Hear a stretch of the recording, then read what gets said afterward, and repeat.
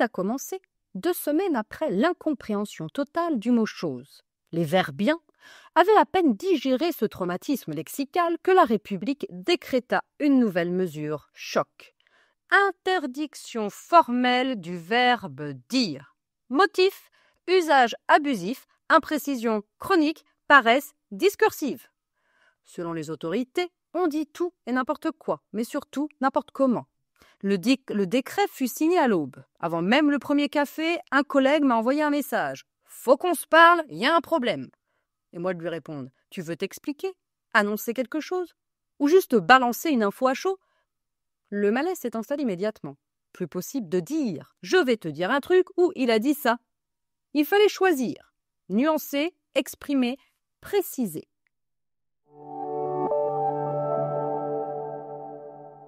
Ce jour-là, je suis sortie marcher. J'ai pris cette habitude depuis que chaque mot devient un chant de mine. Un homme au téléphone criait dans la rue. « Non mais il m'a lâché ça comme une bombe !» Puis plus bas, « Il aurait pu m'informer plus tôt, au moins me prévenir. Pas me balancer ça comme un secret honteux. » Plus loin, une vieille dame, au parc, lisait une lettre à voix haute. « Mon fils m'écrit qu'il viendra à Noël. Il m'annonce aussi qu'il a enfin trouvé du travail. » Elle souriait. « Il me confie qu'il ne veut plus se taire. » Une scène de tendresse, mais avec le verbe « dire » soigneusement évité. Dans une salle de classe, un prof de philo tentait l'impossible. « Aujourd'hui, on va exposer une thèse. Pas dire ce qu'on pense. Non, non, non. On va argumenter, développer, illustrer, formuler. » Un élève, au fond, osa une question. « Monsieur, on a encore le droit de... ouvrir sa bouche ?» Rire nerveux, le prof répondit, pince sans rire. « Oui, mais seulement si vous avez quelque chose à exprimer avec clarté. Sinon, on appelle ça jacasser. »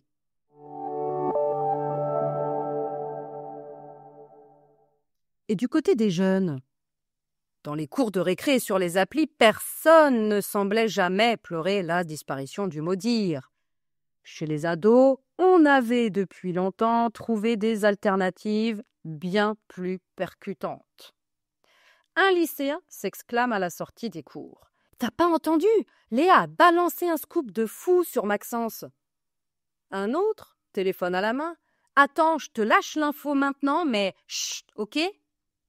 Et quand la nouvelle est vraiment énorme, « Mec, elle a balancé une dinguerie, j'en reviens pas. » Les plus expressifs préfèrent le style spectaculaire. « Frère, il a envoyé du lourd à la prof, même elle savait pas quoi répondre. » D'autres saturent les messageries. « Il m'a encore spammé des vocaux de 2 minutes, il pouvait pas juste écrire « Je suis désolé ». Les plus sensibles choisissent une autre voie. « Je sais pas, je me suis ouverte à lui, j'ai parlé avec le cœur. » Et pour conclure, toujours ce grand classique du clash ou du style. Il a lâché une punchline qui a mis tout le monde KO. Alors, franchement, dire, pourquoi faire?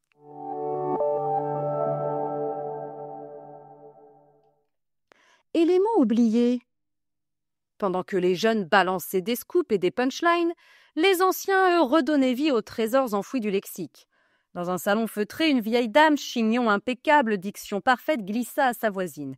« Mon mari ne disait jamais. Il affirmait, récitait, parfois même déclamait avec un certain panache. » Un monsieur en veston de tweed, pipe en main, évoqua ses souvenirs à notre époque. On confessait ses fautes, on proclamait son amour, on avouait avec pudeur, pas comme aujourd'hui, on l'en balance tout sans vergogne. À la maison de retraite, certains avaient même inventé un petit jeu, remplacé dire sans jamais le nommer. J'ai rapporté les faits à l'infirmière. Moi, j'ai exprimé mon ressenti au directeur. Il a soufflé quelques mots doux à l'oreille de sa voisine. Elle a dénoncé sans trembler une femme de caractère. Et moi, j'ai exposé ma vision du monde, comme dans un salon du XIXe siècle. Et puis certains verbes qu'on croyait morts reprenaient doucement vie, glissaient dans le quotidien. Au coin du feu, un ancien combattant s'épanchait sur ses souvenirs de jeunesse, une larme au bord des yeux. Un autre professait haut et fort ses opinions politiques à qui voulait l'entendre, ou pas. Une résidente, très à cheval sur les règles, notifiait chaque jour au personnel ce qui n'allait pas dans le service. Une dame distinguait, énonçait chaque pensée avec une lenteur presque solennelle, comme si chaque mot méritait un écrin. Un monsieur, un peu râleur, déblatérait sans relâche sur le nouveau menu. Des carottes râpées encore, mais on nous prend pour des lapins. Et puis il y avait ces confidences chuchotées entre deux portes. On confiait à mi-voix une inquiétude, un espoir, un souvenir. Et puis il y avait ceux, plus discrets, qui restaient fidèles à leur style. Il a craché le morceau. Elle a tout balancé. On a vidé notre sac. Dans ce monde sans dire, les mots anciens retrouvaient une voix et les anciens une forme d'éloquence oubliée.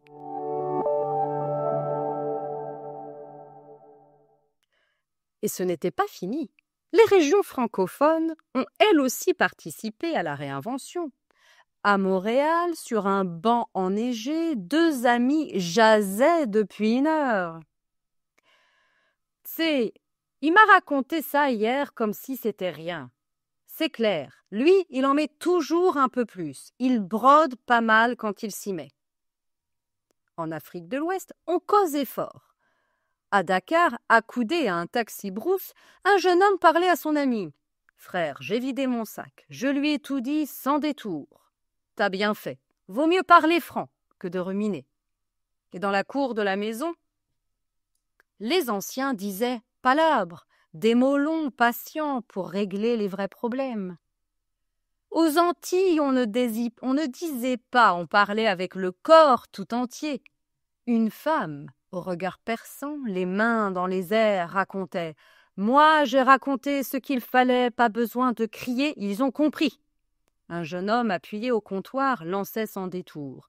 Il a balancé ça devant tout le monde, pas de filtre, pas de détour. Plus loin, une voix calme confiait presque à mi-voix. Elle a soufflé quelques mots juste assez pour que ça frappe. À la réunion, un grand-père s'exclama sur son perron. « Cause avec moi un coup, t'es là, mais on dirait t'existes pas. » Et, dans un murmure complice, une ado lâcha à son amie. « Je te dis pas, mais elle a lâché un affaire, tout le quartier en parle. » Et un monsieur, bonnet vissé sur la tête, lâchait. « Faut causer un coup, madame. Il y a des choses qui se disent pas par courrier. » Ici, on glisse des mots, parfois à voix basse, parfois en créole, mais toujours avec le cœur. En Belgique, pas seulement, mais plus qu'ailleurs, on disait les choses à sa manière, parfois en enjolivant, parfois avec précision.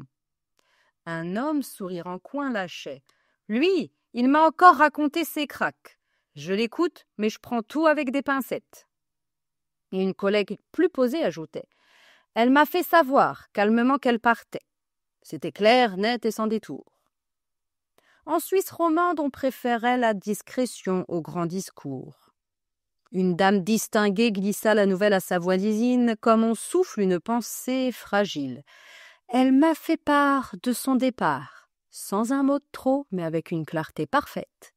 Ici, on parle peu, mais quand on s'exprime, chaque mot est choisi comme un pas sur une neige fraîche. Alors, partout on inventait, on recyclait, on transformait, et dire, on ne le disait plus. Je suis rentrée chez moi sans avoir dit un seul mot.